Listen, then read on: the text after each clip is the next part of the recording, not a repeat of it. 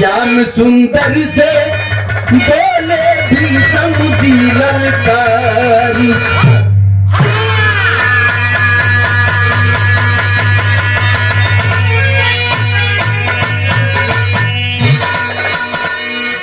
तनी सब प्रसंग पे आप लोग ध्यान दी हो। बात उस समय के बाद जौना समय पांडव और कौरव के मध्य युद्ध चलत रही। कौरव के रोज 100-200 मरा जाए, लेकिन वो पांचों भाई पांडवों में से कौन नहीं मरा है। तो जवन बेचारा आंख से ना देखत रहले राजा धृतराष्ट्र अपने संजय से कहलन कि तनी युद्ध भूमि में देख के बतावा कि का यथा स्थिति बा, का चलत हो।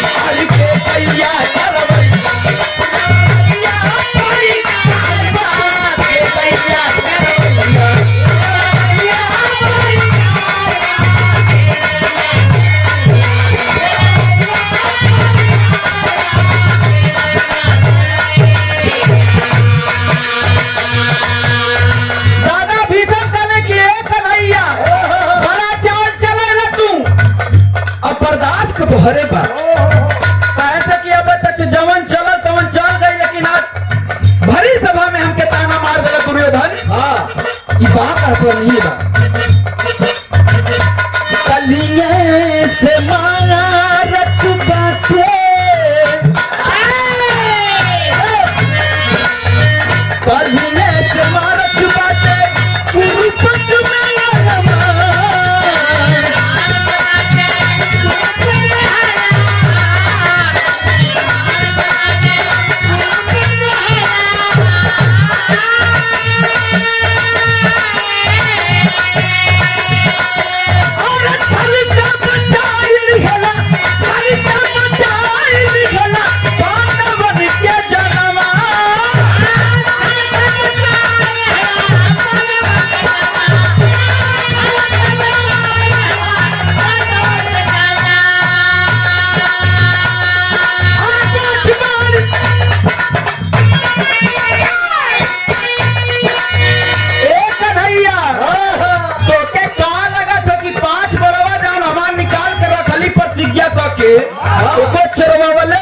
विजय प्राप्त नजर आवत ना। हम भीषम दादा हिमाना भीषम बड़ा तपस्या और त्याग से नाम मिलल है, तो इतना आसानी से काम ना हुई। हम तो आज प्रतिज्ञा तो सब बात मानब।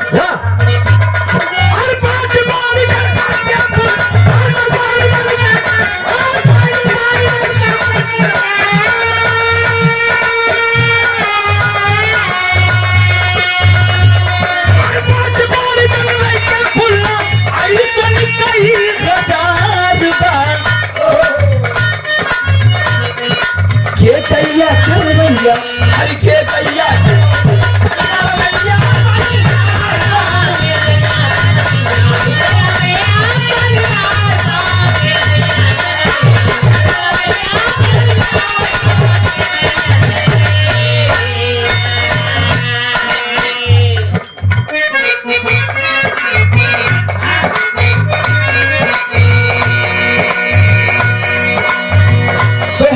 सुदमैया के कितना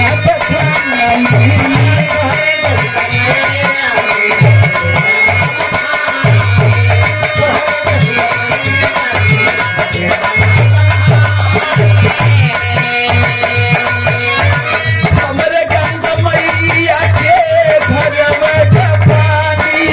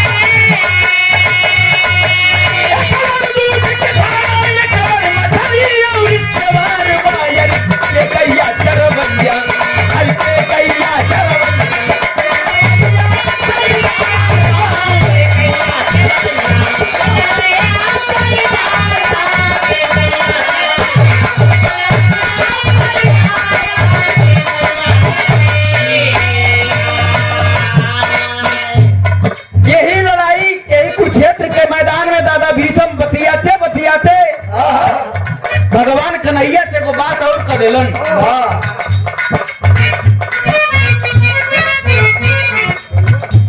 दादा भीषम देखा तो कि इतना बाण चलौली कोनो असर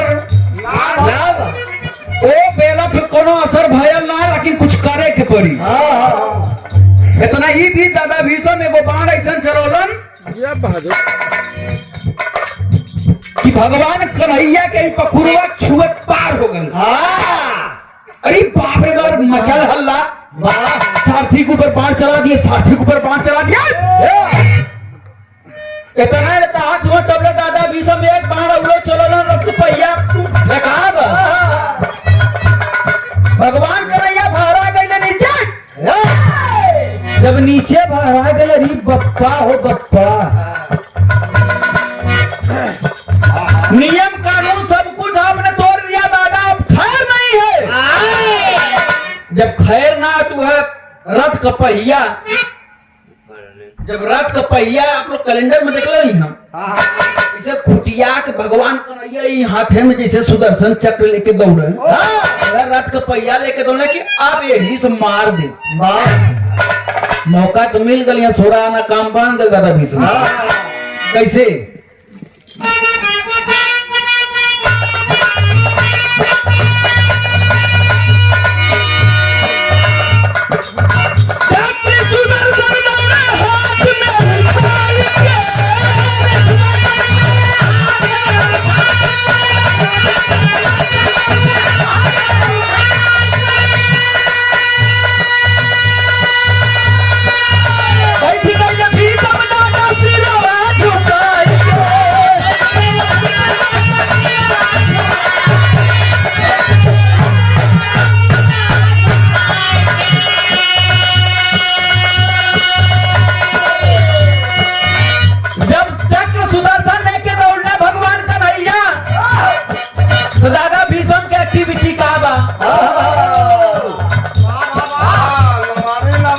नमामि नमामि, अब हम जी क्या करबे प्रभु, अब हमके मारिंदा, हमके मुआइंदा। हमारे प्रतिज्ञा रहा कि तोहू कसम खैले रहला कि हम कुरुक्षेत्र के मैदान में अस्त्र शस्त्र ना उठाई, ऊपर हम आक्रमण नहीं करेंगे। अरे पांठ मार चोरवेला हमार प्रतिज्ञा टूटत, पांचों पांडव बच गए। तोहरा प्रतिज्ञा रहा कि अस्त्र शस्त्र ना उठाई, उठवा दे हमार जियाला के कोनो अधिकार ना, तो मार दे चाहे छोड़ दे।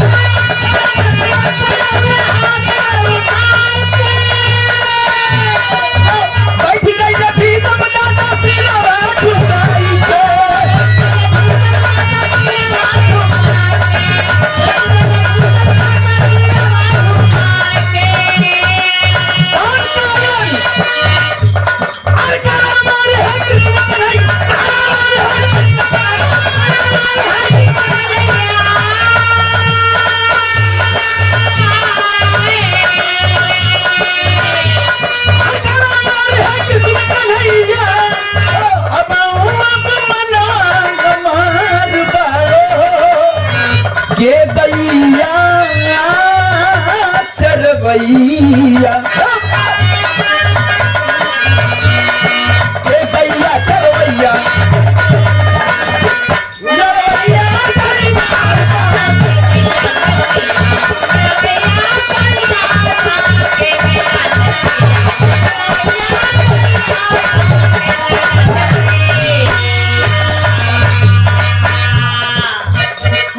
आखिरी में कहे के पड़ल गुरुवर बिहारी राम,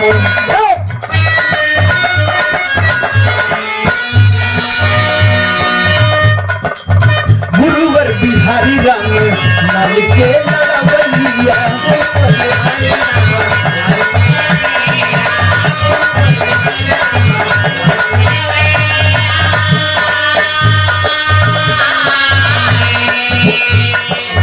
प्यारे लाल विजयी के वैसे बिरतैया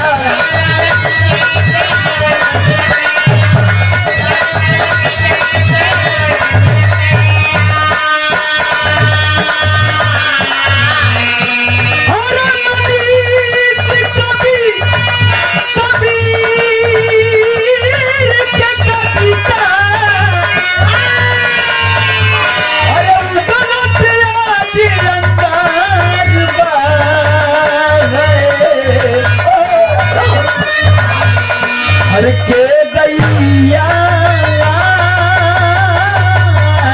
चरवैया के गैया चरवैया। दीना भाई आर के गैया चरवैया